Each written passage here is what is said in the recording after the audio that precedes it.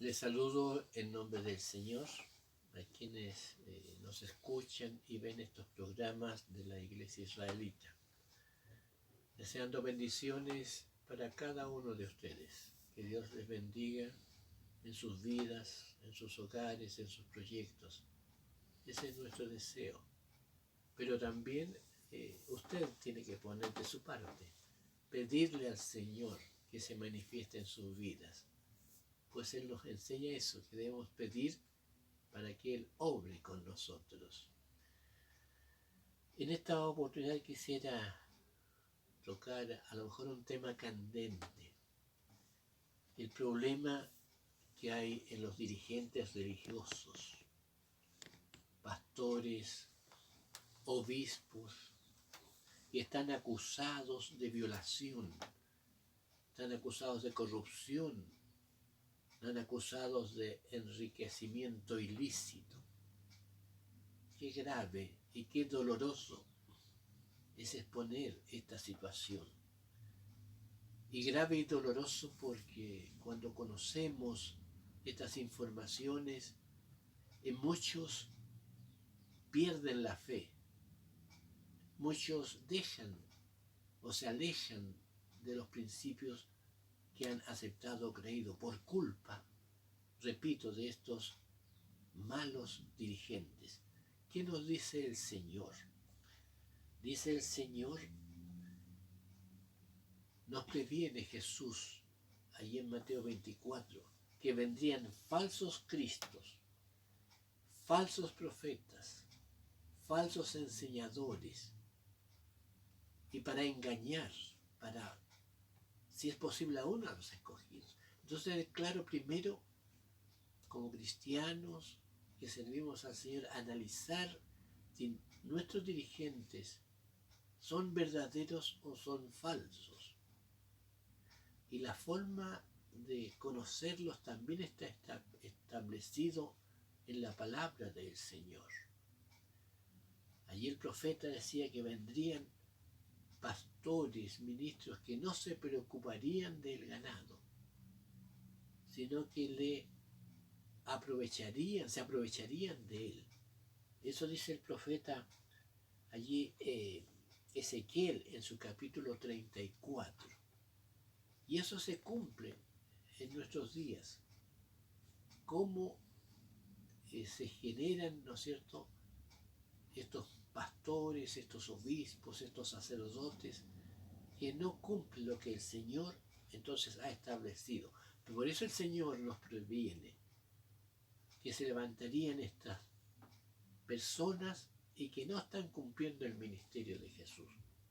También el apóstol dice que se levantarían dirigentes que harían mercadería, que harían negocios del Evangelio, y eso es una realidad en nuestros días. Gente que hace negocios con el Evangelio, que logra ganancias, ¿no es cierto?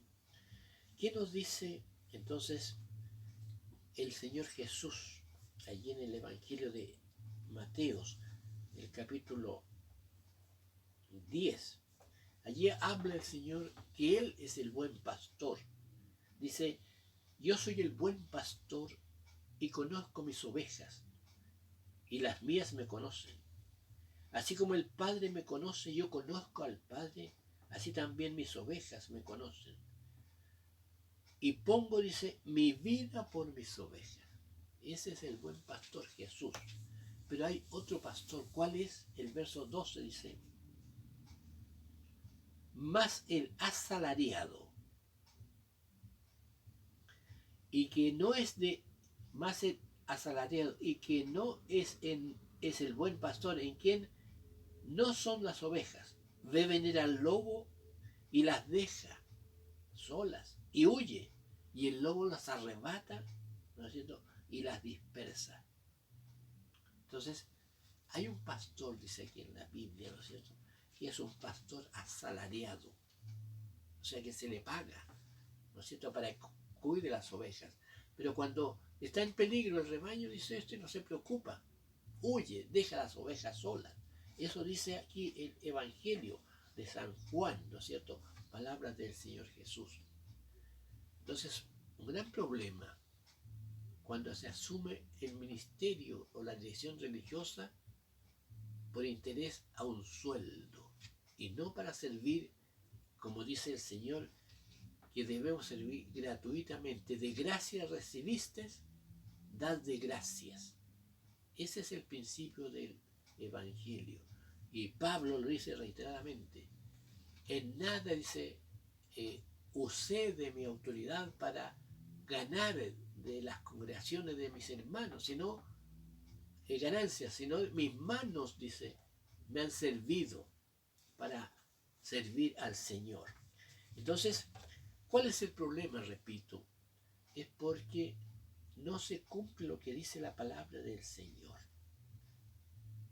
Que los obreros, ¿no es cierto?, deben servir gratuitamente al servicio de Dios y no ser pastores interesados por ganancias deshonestas, por enriquecimiento ilícito.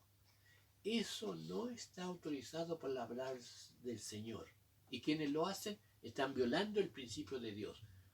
Por eso debemos estar preparados también para esta situación, porque el Señor lo previene, que vendría esta gente. Cuando hay sacerdotes, pastores acusados por violación, ¿no es cierto?, por todos estos problemas de sexualidad, ¿qué dice la Biblia? Uno va allí al capítulo de Timoteo, mire lo que dice Timoteo en su capítulo 3. Palabra fiel. Si alguno anhela obispado, buena obra desea. Pero es necesario que el obispo sea marido de una sola mujer, sobrio, prudente, decoroso, hospedador, apto para enseñar. Y ahí sigue una serie de instrucciones a quienes pueden ser dirigentes religiosos, pastores de iglesia, obispos, sacerdotes de iglesia. Debe ser, dice, marido de una mujer, sobrio, prudente, no dado al vino, no pendenciero, no codicioso de ganancias deshonestas, sino amable, apacible, no avaro, o sea, no desear bienes materiales de la iglesia, que gobierne bien su casa, que tenga hijos en sujeción con toda honestidad. Esa es la instrucción de la palabra del Señor para los dirigentes. Lo confirma también el Tito en su capítulo 1, lo mismo.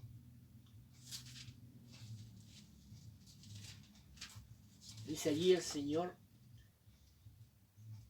porque es necesario que el obispo sea irreprensible como administrador de Dios, no soberbio, no iracundo, no dado al vino y no pendenciero, no codicioso de ganancia deshonesta, sino apto para enseñar. Y sigue instruyendo entonces las características que tiene que tener un dirigente religioso. Entonces, ¿pero qué pasa? Que se ha nombrado, ¿no es cierto?, se ha acordado en la iglesia dominante, ¿no es cierto?, que los obispos, los sacerdotes, no se casen. ¿Cuál es el resultado de eso? Los problemas que hoy tenemos, ¿no es cierto?, esta crisis en los dirigentes religiosos. ¿Por qué? Porque se tomó el acuerdo que todos, obispos, sacerdotes, mediante un dogma papal, no se casen. Contrario a lo que dice el Señor. Se dice que Pedro fue el primer papa, pero aunque no está registrado en la Biblia. Y no lo fue porque en ese tiempo la iglesia católica no existía. Se fundó el año 300 y tantos. Pero Pedro, si fuera el primer papa, era un hombre casado. La Biblia registra que Jesús sanó a su suegra. Y los grandes dirigentes religiosos eran hombres casados porque Dios había establecido esa norma desde el principio del Génesis. Dejará el hombre a su padre, a su madre y se unirá a su mujer. Y acá requiere que los obispos sean maridos de una mujer, los pastores, maridos de una mujer. Entonces Pedro era, repito, casado. Los grandes hombres de la Biblia, Abraham, el padre de la fe, era casado. Moisés, el gran dirigente de Israel, era un hombre casado, ¿no es cierto? Entonces, ¿por qué hoy día se dice que estos dirigentes religiosos no se casen? Se contradice entonces a lo que Dios quiere. Y el resultado, repito, no es bueno. Entonces, yo pienso que el Papa Francisco tiene una gran oportunidad hoy día, ¿no es cierto?, de revertir este acuerdo que no está a la norma bíblica y dar oportunidad a que los sacerdotes, obispos puedan casarse para evitar estos problemas, ¿no es cierto?, de corrupción, de violaciones, ¿no es cierto?, y todas estas acusaciones que hoy duele mucho a muchos religiosos, porque ven en sus dirigentes, ¿no es cierto?, que no están obedeciendo o no están desprestigiando las normas del Evangelio. Y el Señor los acusa como falsos profetas que engañarán al ganado, que harán mercadería de la palabra. Lo mismo sucede, ¿no es cierto?, en pastores. Pastores que son acusados por enriquecimiento ilícito. Por eso nuestra iglesia siempre defiende lo que es la ley de Dios. Un pastor acusado, ¿no es cierto?, de tener 2 o 3 mujeres, de poco menos que estafar al rebaño, a su iglesia, no como Jesús dice: yo pongo mi vida por las ovejas, doy todo, y el asalariado, el que le pagan, no le interesan las ovejas, le interesa el sueldo. Contrario entonces a lo que Dios quiere. El Señor permita que podamos, no sea quebrantada nuestra fe por esta situación que vive en el mundo religioso, porque como cristianos estamos anunciados, estamos informados que estas cosas van a suceder y no podemos perder la fe. Entonces, el Señor nos ha permitido que nosotros podamos siempre rescatar la ley de Dios. Dice: no cometas adulterio, no forniques. Todos estos son pecados, entonces, sexuales que están fuera de la norma de Dios. Y los adúlteros, los fornicarios, dice, los castigará el Señor. Entonces, nuestros dirigentes deben ser, y los dirigentes de tu iglesia, de mi iglesia, de todo, deben unir los requisitos que hemos leído aquí en la palabra del Señor. Los obispos, los pastores, entonces, deben tener esos requisitos. Nuestra iglesia se esfuerza por hacer eso, por cumplir como está escrito en la Biblia. Y a Dios gracias, nosotros no tenemos pastores pagados en nuestra iglesia. Y pedimos que nuestros ministros también sean maridos de una mujer, que tengan hijos, que tengan casa, que sean hospedadores y que no se aprovechen del ganado. Nuestra iglesia, repito, no tiene sueldos a sus pastores, solamente se les financia los gastos que le origina el ministerio. Y eso se les paga, pero no se les paga grandes sueldos para que se hagan ricos. Y eso sucede entonces en muchas iglesias, que no se hace conforme a la palabra del Señor. Y por eso estas crisis, estos problemas en los dirigentes religiosos, tanto evangélicos como católicos. El deseo nuestro es que Dios pueda ayudarles a todos y ayudarnos a nosotros a que nos acerquemos y hagamos como Dios quiere, para evitar todos estos problemas espirituales y que daña a las personas, daña a los débiles, daña a los flacos en la fe. Hagamos como el Señor quiere y lo establece en su palabra.